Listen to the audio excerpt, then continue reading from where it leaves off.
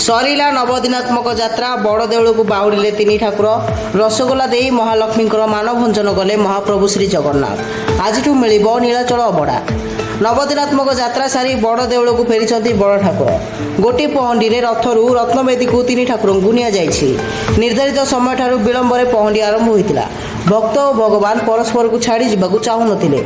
आ जगन्नाथ पहंडी बेले पुरी रे प्रबल वर्षा देखा मिलता। शुक्रवार संध्या धूप पर चारमाड़ बंधा जाई पहंडी आरंभ होता।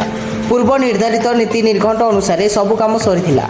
श्रृंखलित भाव नीलाद्रि विजय कराइबाकू सजग रही दैतापति और श्रीमंदिर प्रशासन।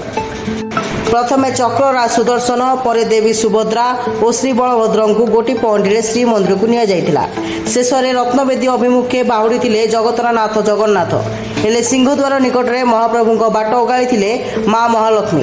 रथयात्रा माँ को साथी नहीं जाई नथिबारु अभिमान रे कालिया सात को मंदिर में पुराई दे नथिले। एही समय माँ को रसगोला खुआई मानभंजन करथिले श्री जगन्नाथ। घोषयात्रार यह अंतिम पर्व देखा पुरी बड़दाण्ड में श्रद्धालुओं प्रबल भिड़ देखा मिलता।